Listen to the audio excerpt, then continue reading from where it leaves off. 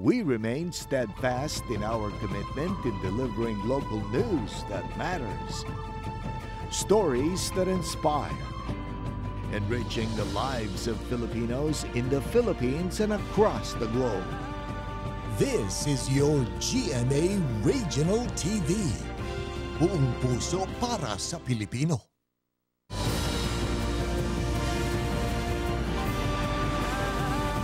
Ito ang GMA Regional TV, One Mindanao.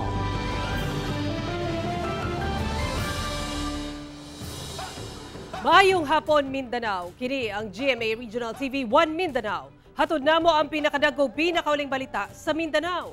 Ako si Sara Hilomen Velasco, live gikan dinhi sa GMA Davao Complex. Cyril Chavez, live gikan dinhi sa GMA Cagayan de Oro Station. Efren Mamak, live desde aquí na GMA Zamboanga Station.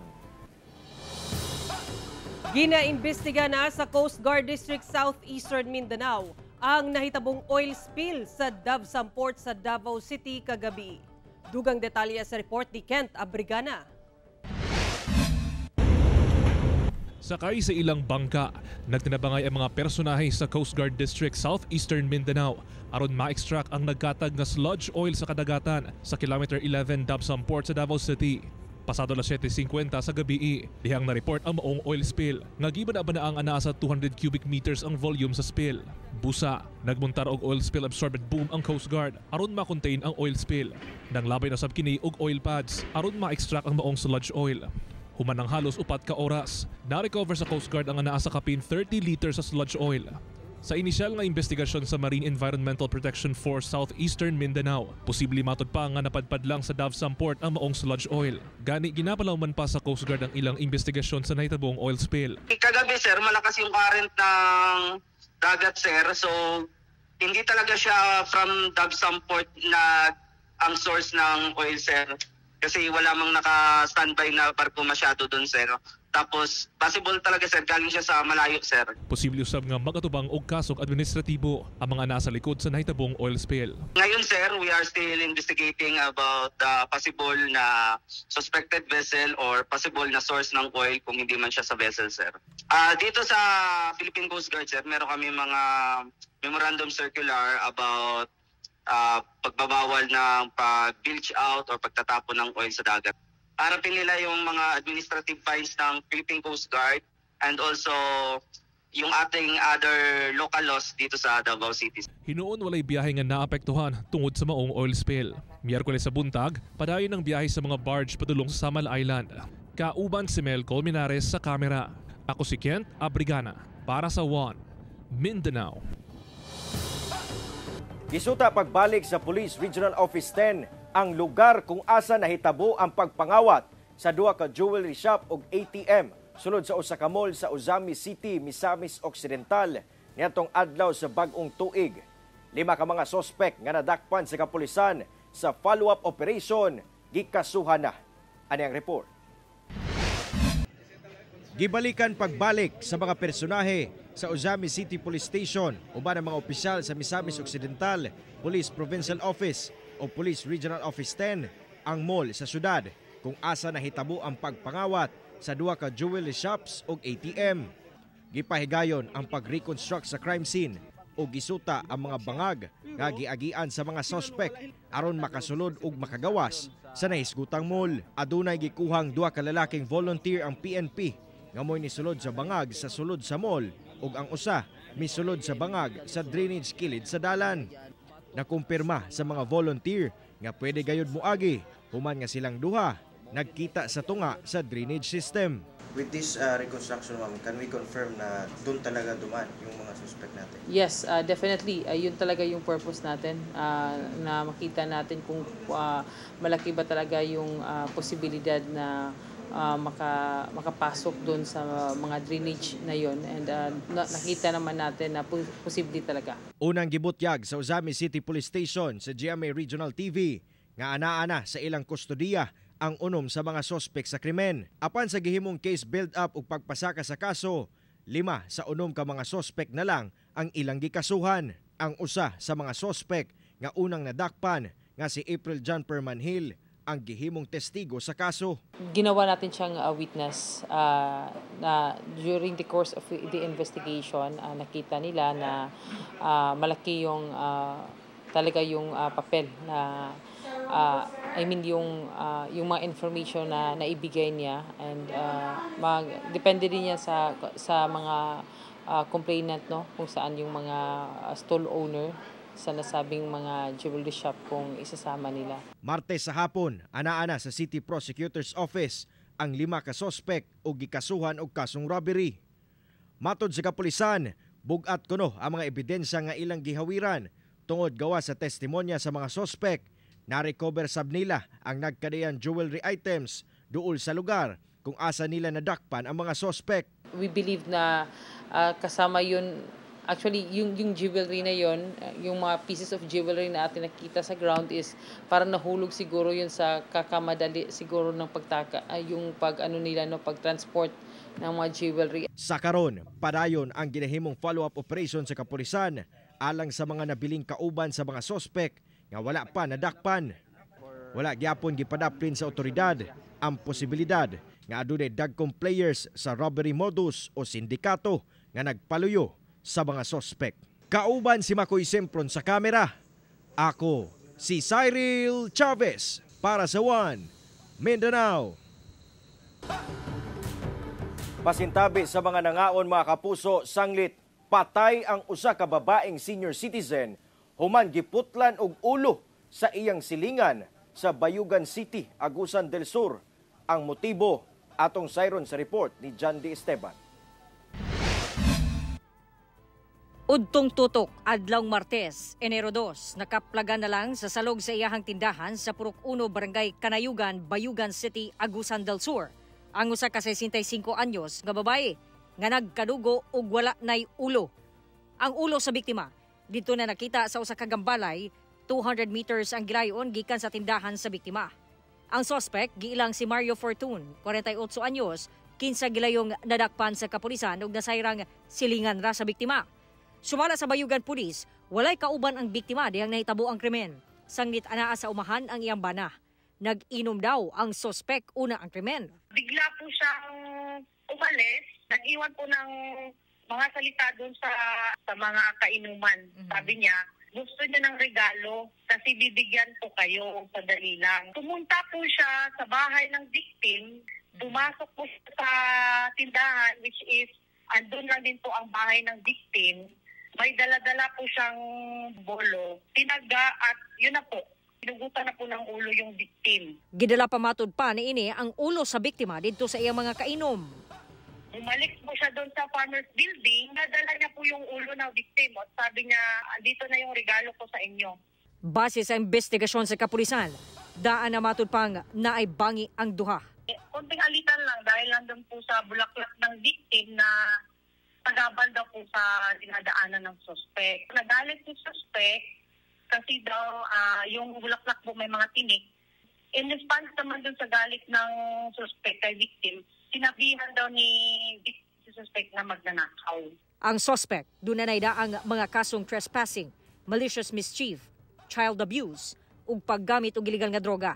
Ipailawom sab sa kapulisan sa drug test ang suspect aron masuta kung lango sa illegal nga droga dihang gihimo ang krimen. Wala pa mihatag og pahayag ang pamilya sa biktima. Ginahikay na ang kasong murder batok sa suspetsado.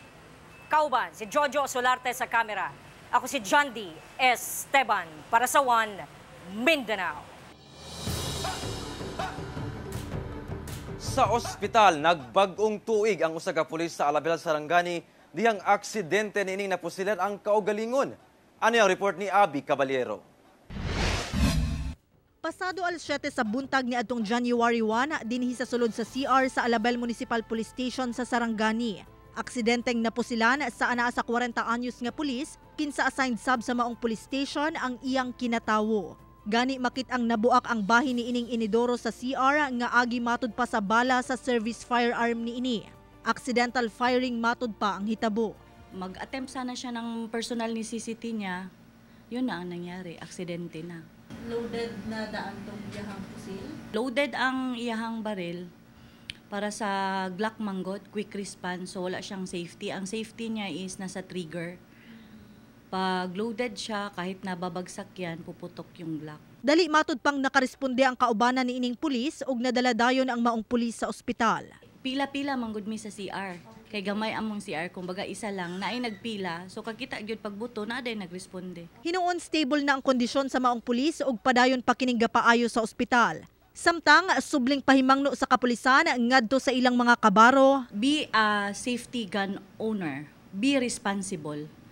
Kasi ang baril natin pwedeng makatulong, pwede rin disgrasya sa atin. Kauban si Gary Balantay sa kamera. Ako si Abby Caballero para sa One Mindanao.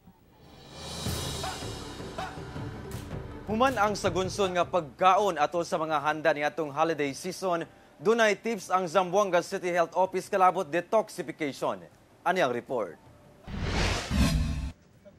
Matag holiday season, dili gayud kalikayan nga mukaon og klase-klaseng pagkaon gumikan sa wala og tuo nga parties niadtong holiday season. Ang uban kuno makakaon og pagkaon nga gibawal sa ilang panglawas. Busa nagpahimangno ang Zamboanga City Health Office ilabi na kadtong adunay mga balatian sama sa diabetes ug hypertension nga gikinahanglang mag-take sa ilang maintenance medicine. For example, Akaltabla 2, diabetic 2. So, very important na man-monitor to DT blood sugar level, no? Part of contribute na di aton hypertension is high cholesterol level, no? So, we can find this in our blood chemistry when we do our blood works. Gisugyot sab sa CHO nga magpa-check up sa doktor aron mahibaw-an ang ilang blood chemistry, ilabi na ang level sa blood sugar ug cholesterol. Dugang sa ehensya nga dakong tabang sab sa detoxification process ang pagkaon og gulay, prutas, lakip ang pag-inom og daghang tubig. Dili sab kuno kalimtan ang pag-ehersisyo. Kauban si Sim Romero sa kamera. Ako si Efren Mamak para sa One Mindanao.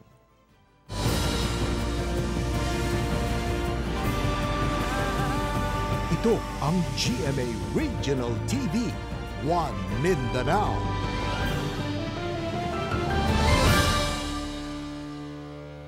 Usa ka 42 anyos nga lalaki nga gingong kanhi informant sa kapulisan, giposil patay sa Tagum City. Ani ang report ni Kent Abrigana. Naligo na sa iyang kaugalingon nga dugo kining usa ka lalaki. Human gipusil sulod sa usa ka bilyaran sa Purok Pioneer Visayan Village, Tagum City, pasado alas 9 sa gabi niadtong Sabado. Giila ang biktima nga si Leonido Magsino Jr., 42 anyos, residente sa Purok Talisay sa nasangpit nga barangay. Sa investigasyon sa kapulisan, nagdula lang matud pa kini og billiards, dihang gipusil sa wala pa mailhang individual. Nakahiagom kini og duha ka samad pinusilan sa lawas, rason sa iyang hinanali nga kamatayon. Wala ka describe ang mga tao dito kung kinsa ang nagbaril. So, motog nagpag-conduct og dragnet. Naami na dakpan pod nga dire sa may apo ko nagdala og baril pero subject for investigation and examination ang yung baril kung dili pa mao ang katong nga baril mo nagamit. Nasayran usab nga kaning informant sa kapulisan ang biktima. Nahimo mo kuning informant pod no sa mga accomplishment nato sa una daw sa mga unit dire nga katong mga nag-lead to accomplishment sa mga arrest o mga drug personality. So, munang gitanaw po na mo nga sa atong investigador nga angle nga posible ibalikan siya sa iyang mga personalities nga iyang nahulog sa una. Sa karon, padayon pa ang investigasyon sa kapulisan sa mga naa sa likod sa pagpatay. Ako si Kent Abrigana para sa One Mindanao. Nakatala ang Zamboanga City Health Office og 17 ka firecracker-related injuries sa syudad, una pa man ang Pasko hangtod sa bag-ong tuig. Kini human gitugutan na pagbalik ang paggamit og pabuto sa syudad. Samtang probinsya sa Basilan, gipasigarbo ang zero firecracker-related injury. Ani ang report ni Krisa Dapitan. Nahimong mas bibo ug mas mabulokon ang pagsaulog sa Pasko ug bag-ong tuig, human gitugutan pagbalik sa Zamboanga City LGU ang paggamit og mga pabuto. Apan, wala malikayan nga adunay mga masamdan atol sa paggamit niini. Sumala sa Zamboanga City Health Office, nakatala sila og 9 ka firecracker-related injuries suka Disyembre 21 hangtod 29. Nadugangan kini og 8 pa ka kaso human ang pagsugat sa bag-ong tuig. Ito lang yung nakuha natin. Actually, nakuha natin sa ating both private and government hospitals. May possibility na may mga injuries, no? Unreported. So, pwedeng mas marami pa sa 17. Sagad sa mga nasamdan, nag-edad 15 hangtod 29 anyos. Blast o burn injuries ang sagad sa naangkong samad. Pag-awhag karon sa City Health Office ngadto sa mga adunay firecracker-related injury nga modangup sa ilang nagkadayang health center aron masuta kung kinahanglan bang mahatagan og antibiotic o anti-tetanus shots. Samtang, gipasigarbo sa probinsya sa Basilan ang ilang natala nga 0 firecracker-related incident atol sa pagsaulog sa bag-ong tuig. Kini, gikumpirma mismo sa Provincial Health Office. Wala say natalang mga untoward incidents panahon sa Pasko ug bagong tuig. Gani, nahimong hapsay ang pagsaulog sa tibuok probinsya sa Basilan sumala sa kapulisan ug LGU. Kauban si Jerwin Fernando sa kamera. Ako si Chris Dapitan para sa One Mindanao.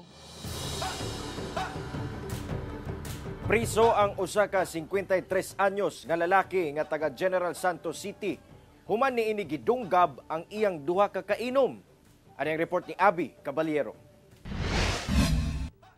Sa prisuhan nagbagong tuig ang 53 anyos nga si Ernesto Ngoho nga taga General Santos City. Human niini gidunggab ang iyang mga kainom nga sila si Ruel Esma ug Delmar Damalerio. Matud pa alas 9 sa gabi niadtong January 1, nag-inom ang tulo sa panimalay ni Ngoho. Dihang kalit matud pa nga misulod sa ilang kwarto si Delmar. Wala matud pa na kontrol ni Ngoho ang iyang kalagot. So, maablo dito sa kwarto, sulod kwarto bang bastos ba. Nung kuha mo aspek pagdunggab no kun maatag mo po nang isang amot kisa nang tuhana, apil lang pagdunggab. Bastos daw ang batasan atong duha. So katong ako gi-interview po na mo initially ang mga biktima, katong mag-uli na sila unta. Tunanangit na sila na mag-uli, dito na sila gidunggab. Nasamdan sa dughan ug tiyan ang mga biktima nga daling gidala sa ospital. Hinuon stable na ang ilang kondisyon. Sa karon ginaandam na ang kaso nga posibleng ipasaka batok sa suspect. Ang ginatanaw namo is frustrated homicide or serious physical injury. Depende pa sa assessment sa medical atong duha ka victims. Kauban si Gary Balantay sa kamera. Ako si Abby Caballero para sa One Mindanao. Gibutyag sa Kaap Region 9 nga fully booked na ang mga airline companies nga dunay biyahe sa Zamboanga International Airport dala sa kadaghan sa mga pasahero sa airport karong balik trabaho na. Ano ang report? Karong balik trabaho na human ang long holiday weekend, lauman ang pagdagsa sa mga pasahero sa Zamboanga International Airport. Gani karon pa lang gibutyag sa Civil Aviation Authority of the Philippines o CAAP Region 9 nga ana sa 1,700 to 2,000 ka mga pasahero kada adlaw ang nagabiyahe human ang New Year's Day.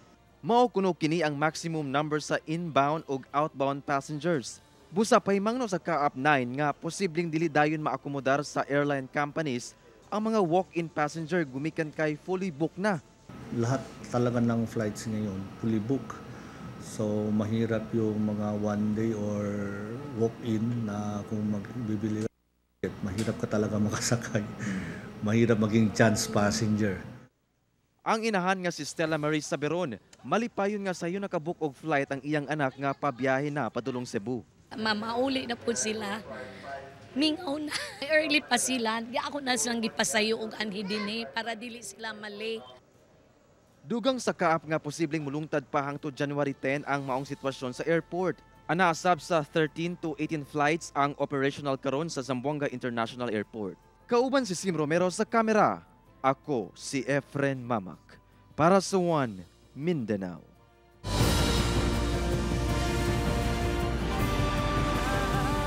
Ito ang GMA Regional TV, One Mindanao. Patay ang duha ka lalaki human nabanggaan og truck ang gisakyang motorsiklo sa Alabel, Sarangani. Ani ang report ni Abby Caballero. Wasak kining motor nga gisakyan nila Jeremy Villapiz, 21 anyos ug Michael Oro, 32 anyos. Human kini nabanggaan og truck sa National Highway sa Barangay Maribulan, Alabel, Sarangani. Sa investigasyon sa otoridad, padulong sa direksyon sa Jansan ang motor. Ug anaa sa Picas Lane, padulong sa Barangay Lunmasla sa Malapatan ang truck nga dunay kargang 5 katonelada nga isda ug gimanihoan ni Julito Hamero Jr., 27 anyos. Apan kalit matud pa nga misugat ang truck sa motor, hinungdan sa panagbangga. Sa kakusog sa impact, nalagpot ang duha kasakay sa motor. Dead on arrival sa ospital ang duha. Amidado man ang driver sa ELF na katulugon gyud daw siya or nakatulog siya. Na head-to-head on collision. Sa karon nakakustudiya sa Alabel Police Station ang driver sa truck. Ug ginahisgutan pa niini og sa banay sa mga biktima ang ilang settlement. Pahimangno sa otoridad, batasanon ang defensive driving aron malikay sa disgrasya. Kung katulugon ta, pwede man ta magpadaplin tapos matulog ta. Kinahanglan nato ni always nato sa ulo ang kanabitong blue baguettes. Meaning, always ka i-check nimo imuhang battery, light, oil, water, brakes, air, gas, engine, tires, and yourself. Kauban si Gary Balantay sa kamera. Ako si Abby Caballero para sa One Mindanao. Usa ka balay sa Mati City sa Davao Oriental nasunog pipila ka minuto una ang bag-ong tuig. Dakong kalayo ang misugat sa bag-ong tuig sa mga residente sa Don Mariano Marcos Avenue, Barangay Saints, Mati City sa Davao Oriental. Kinidiyang nasunog ang usa ka balay nga gipanag-iyahan sa usa ka Janice Agbong pasado alas 11 sa gabi sa bispiras sa bag-ong tuig. Sa investigasyon sa Mati City Fire Station, nag-init nga Christmas lights matud pa ang usa sa ginatan-aw nga hinungdan sa kalayo. Alas 5 na sa kadlawon diyang nadeklara og fire out ang kabomberohan. Gibana-banang mukabot sa kapin 1.5 million pesos ang damyo sa sunog. Swerte nga walay naangol atol sa hitabo. Dura sa pahimangno ang BFP ngadto sa publiko. Ang dami po itong mga Christmas tree, dapat tigigit na itong mga activity sa DPI, ICC dito nga nakatatak. Eh naman ko yung mga standard na po ni Pabaligya, barato siya pero limitado sa itong pamuyok. 5 katao ang kumpirmadong patay sa kolera o sa gingong kolera sa Maguindanao del Sur ug ganaapa sa napulo katao ang naka-admit sa ospital. Ginatadaong hinungdan ang kontaminadong tubig nga ginainom sa mga residente. Ani ang report ni Abby Caballero. 5 katao ang patay sa Barangay Tamar sa Talayan, Maguindanao del Sur, human makasinati og suka kalibanga nga posible matud pang tungod sa kolera. They die of the dehydration. Kasi when you have cholera, severe kasi yung dehydration. That's why kung may mga initial at kaitay, dapat madala agad yan sa mga health facility. Gikan December 21, 2023, 21 katao na ang gidala sa ospital ug napulo kanila ang naka-admit paghihapon sa ospital sa karon. Sa investigasyon sa otoridad, ginatanaong hinungdan ang ginainom nga tubig sa mga residente nga gikan sa bomba. Duna matud pay fish kill sa sapa duol sa bomba nga ilang ginakuhaan og tubig. This river also, maraming gamit dito sa community, no? Dito rin din sila nag-wash off ng kanilang mga fertilizer tools.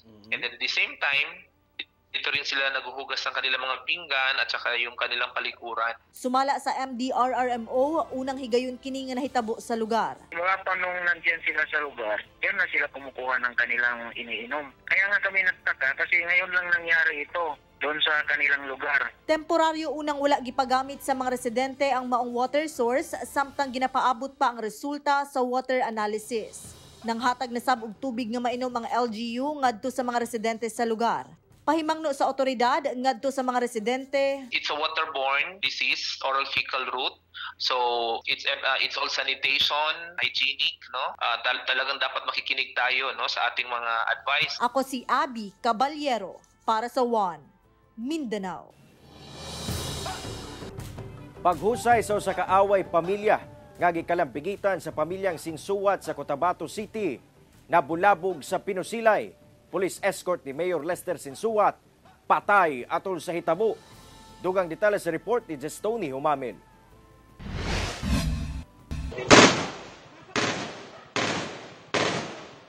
Kuha kini atol sa nitabong pagpamusil sa Barangay Rosary Heights 6 sa Cotabato City Martes sa hapon.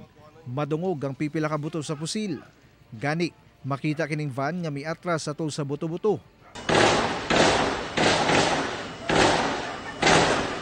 Dayong narawag ang mga residente ug kapulisan. Una matud pa nahitabo ang insidente. Adunay gihimong reconciliation talk ang pamilya Sensuat nga gipangunahan nila ni Dato Udin Sensuat, Mayor Lester Sensuat, former Congressman Ronnie Sensuat ug uban pang miyembro sa ilang pamilya. Nagkaroon ng initial na pag-usap-usap yung pamilya Sensuat para daw maayos ang sigalot na nangyari sa kanilang pamilya. And nabigla na lang daw sila nang biglang nagputukan. Sumala sa Cotabato PNP, base na sab sa saysay sa mga witness, doon na kunoy nahitabong pagbinaylo ay og bala. Apan gipanghingusgan ni Dato Bimbo Sensuat nga walay nahitabong pinusilay sa gawas sa balay ni former Congressman Dato Ronnie Sensuat sa Rosales Street sa Barangay Rosary Heights kung asa gihimo ang reconciliation talk sa pamilyang Sensuat. Ato sa hitabo, patay ang police escort ni Dato Udin Sensuat, Mayor Lester Sensuat, nga giilang si Police Staff Sergeant Zaraman Mustafa Dioculano. Nadala pa sa ospital ang biktima apan human sa pipila ka oras namatay kini. Nung humupa yung putok, nakita yung katawan niya nakahandusay doon sa kalsada, duguan. And initially yung tama po niya sa ulo. Gani sa pagresponde sa kapulisan sa lugar, doon na sila naharang nga usa ka SUV. Apan may palag kini nga may resulta sa pagginukdanay. Apan naapsan gihapon kini sa mga otoridad. Na-recover gikan sa sakyanan ang 11 ka armas o gilayong giaresto ang 4 ka mga lalaki nga sakay niini. Gikumpirma sab sa Cotabato City Police Office nga usa sa 4 ka mga lalaki nga sakay sa SUV, usa ka sundalo. Gipanubayan pa sa otoridad ang koneksyon nila sa insidente sa pagpamusil. Subay sa testimonya ni Dato Ronnie Sensuat sa otoridad, gitudlo niini ang usa ka compound nga dunay 4 ka mga balay do sa iyang balay nga didto matud pa nagikan ang buto sa pusil. Matud pa, nasaksihan niya ang panghitabo. Busa gilayong nagpahigay nag-operasyon ang kapulisan. Na-recover sa usa ka balay ang 4 ka mga basyo sa bala sa pusil sa 9mm ug M14. Pinasok ng police yung area and nagkaroon po ng searching doon sa area, kindirang area. And after clearing, meron pong additional na 6 na katao ang na-accost o na-aresto. And yung mga taong yun, yung 6 na yun, ay positively identified po ni Dato Ronnie Sensuat na sila daw po ang kasama sa pamamaril. Posibleng magatubang og kasong paglapa sa illegal possession of firearms ang 4 ka mga lalaki nga sakay sa SUV kung mapamatud-an nga nalambigit sila sa pagpamusil. Pasakaan sab sila og kasong murder, lakip ang 6 ka tawo nga na-identify matud pa ni Dato Ronnie Sensuat. Padayon ng investigasyon karon sa otoridad. Positively identified po ni Dato Ronnie Sensuat na sila daw po ang kasama sa pamamaril. And maliban din po doon, meron pong bali 4 na basyo ng baril, yung bala, basyo ng bala na na-recover sa second floor ng isa sa mga bahay. So 4 po yung bahay doon na kinlear. At gikatakda nga maghatag og opisyal nga pahayag ang pamilya Sensuat kalabot sa hitabo. Ako si Jess Tony Humamil para sa One Mindanao. Mga kapuso, ipon goals ba ang inyong plano karong bagong tuig? Dunay tip ang usa ka financial expert aron makabuot ninyo kini for 2024. Atong sayron sa report ni Kent Abrigana. Karong humana ang tuig 2023. Duna na ba kay natigom nga kwarta sa imong alkansya o sa imong bangko? Gusto man gani sir pero murag di gyud makaya kay totally na may mga adlaw-adlaw nga expenses like diaper and gatas. Ginagmay lang sir pero sa karon man gud sa kamahal na palitonon murag lisod jud siya iponon. Matud sa usa ka financial expert, usa sa mga rason nga nung dili makatigom ang usa ka tawo, mao nga kulangon sa financial literacy. Main reason nga nung wala sila naka-start og ipon, it's not because nga wala sila ipang-ipon, but rather they lack knowledge on really how to start, how to do it, unsa ba ang tama nga pamaagi sa pagtigom. Kaya ang tendency nagsugod sila but they end up gigasto gihapon ang lang ipon. Samtang gibutyag usab niini ang mga epektibo nga pamaagi aron makaipon gayud og kwarta. Usa niini mao ang pag-allocate sa imong expenses ug savings. For allocations, unya dapat ani niya 50, kung mosobra na siya 60, tamaan gyud tong na remaining allocations. So what are those remaining allocations? 20% should always go to our savings, no?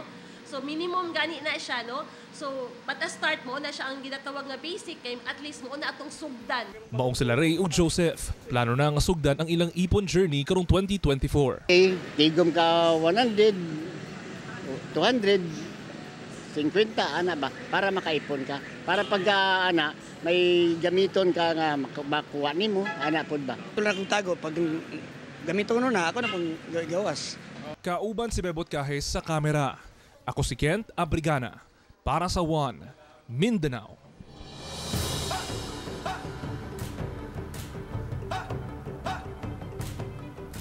Mao kadto ang mga ulihing balita sa Mindanao karong adlaw. Mamahimo ninyo kinig makita pag-usab pinaagi sa pagbisita sa official website sa GMA Regional TV o bisitaha ang among official YouTube channel o i-click ang subscribe button para sa pinakaulahing balita. Muchísimas gracias sa ato mga kapuso sa Mindanao nga nagalantaw kanamo ug sa ato mga kapuso abroad. Padayon lang sa pagtutok sa mga lokal nga balita matag adlaw tungod sa GMA Regional TV Local News Matters. Kami ang GMA Regional TV 1 Mindanao. Tibok pwersa para sa mas dakong misyon ug mas halapad nga pagserbisyo sa nasod.